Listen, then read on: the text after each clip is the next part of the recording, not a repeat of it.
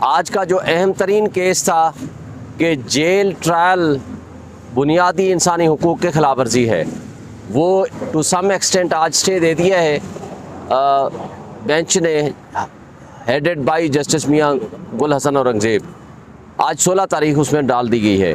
Basically settled لا یہ ہے کہ کسی بھی سویلینز کے خلاف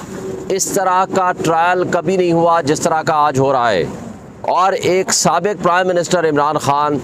جس نے ساری زندگی رول آف لا کے لیے اسٹرگل کی، جس کے تمام کنونشنز اور پروگرامز بھی یہی ہوتے تھے کہ آئین کی حکمرانی اور قانون کی بالادستی کے لیے انہوں نے تھرو آؤٹ اسٹرگل کی، لیکن آج جس انداز سے آپ نے دیکھا توشہ خانہ کیس میں جس طرح ان کو کنوکشن ہوئی، ایک متعصب جج نے جس انداز سے ان کو سزا دی، حق کے دفاع ختم کر کے،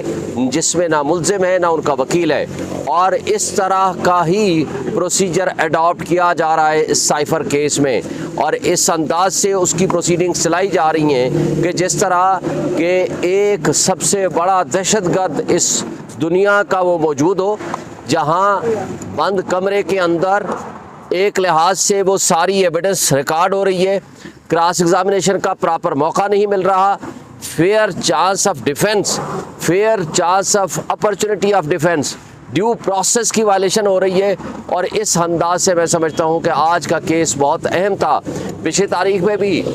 جسٹس صاحب نے یہ کہا تھا اٹارنی جنرل کو کہ آپ یہ ہمارا پیغام دے دیں، لیکن وہ پیغام کو مس انٹرپریٹ کیا اور اس کے بعد انہوں نے ایویڈنس ریکارڈ کرنی شروع کر دی، اور اس طرح آج کورٹ نے وہ آرڈر رائٹنگ میں دے دیا ہے۔ اب میرا خیال ہے کہ وہاں پروسیڈنگز رک جائے گی، لیکن بدقسمتی سے آپ دیکھیں گے کہ کل انہوں نے 2 اور مقدمات جو آج صبح لگے ہوئے ہیں، القادر ٹرسٹ اور توشہ خانہ، اور ان میں جس میں آج فیصلہ ہونا ہے کہ عدم پیروی میں ضمانتیں خارج نہیں ہو سکتی، اس کے اوپر پہلے 6 کیسز میں فیصلہ ہو چکا ہے کورٹ کا، لیکن اس میں جو آج کیس کا انتظار کیے بغیر اس میں انہوں نے گرفتاری ڈال دی، وچ از انلیگل اینڈ انلافل۔ یہ بدنیتی پہ مبنی بھی ہے۔ ریاستی ادارے ایک شخص کے حق میں ایک لندن پلان اور لندن ایگریمنٹ کا حصہ بنتے ہوئے ایک سپر لاڈلے کے لیے ایک باندی کا رول ادا کر رہے ہیں، یہ قابل افسوس بات ہے۔ اور ابھی تک آپ نے دیکھا الیکشن کمیشن آف پاکستان نے وہ رائٹنگ میں وہ بلے کے نشان کا آرڈر ابھی تک ہمیں نہیں ملا، اور اسی طرح جو الیکشنز کو وقت سے پہلے متنازع کرنے کی کوشش ہو رہی ہے، اور عمران خان کو جیل میں رکھ کر اور سپر لاڈلے جو ایک اشتہاری مجرم تھا اس کو اتنا سپیڈی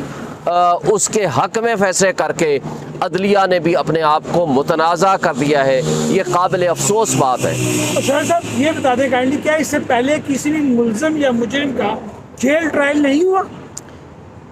دہشت گردوں کا جیل ٹرائل ہوتا ہے، جو دہشت گرد باہر آئے گا تو ان کے دہشت گردی کے مقدمات اتنے زیادہ ہوں کہ دہشت گرد ان کو چھڑا کے نہ لے جائیں، اس طرح کے حالات میں جیل ٹرائل ہوتا ہے۔ اس طرح کے حالات میں جیل ٹرائل نہیں ہوتا کہ ایک سابق پرائم منسٹر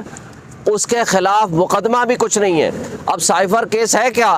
سائفر کیس بنیادی طور پر میں سمجھتا ہوں کہ جن لوگوں نے بنایا ہے وہ غلامی کی بدترین مثال قائم کرنا چاہتے ہیں۔ ایک پرائم منسٹر کا پریروگیٹو ہے کہ اگر آپ کے ملک کی سلامتی اور خود مختاری کے اوپر اٹیک ہو تو اس کو دفاع کرنا پرائم منسٹر کی بنیادی ذمہ داری ہے، اور پرائم منسٹر کا یہ حق ہے، پریروگیٹو ہے کہ وہ عوام کو اعتماد میں لے۔ لہٰذا ایک ملک نے پاکستان کی سلامتی اور خود مختاری پہ اٹیک کیا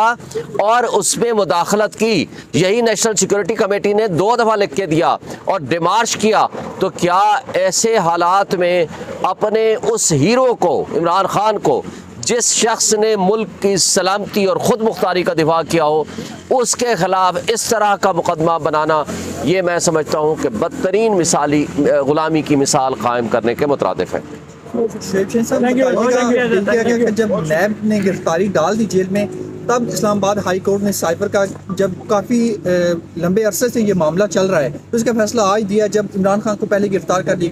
لیا گیا کسی اور کیس۔ آپ یہ کہنا چاہتے ہیں کہ ریاستی ادارے پہلے مینیج کرتے ہیں کہ ہر حال میں ان کو پہلے جیل میں رکھا جائے اور اس کے بعد اگر کوئی ریلیف ملتا ہے کورٹ سے تو وہ ان کو ملے. یہ بات تو درست ہے, ریاستی ادارے ہمیشہ یہی کرتے رہے ہیں اور اب بھی کر رہے ہیں. یہ ان کی نہ صرف بدنیتی ہے بلکہ ان کی ایک سیاسی انتقام یا انتقام کی بدترین مثال قائم کرنے کے مترادف ہے. یہ بات درست ہے آپ کی. الیکشن سے پہلے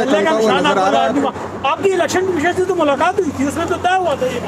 یہ بات 30 اگست کو الیکشن کمیشن آف پاکستان نے the presence of lawyers, media اور پبلک کی موجودگی میں اناؤنس کیا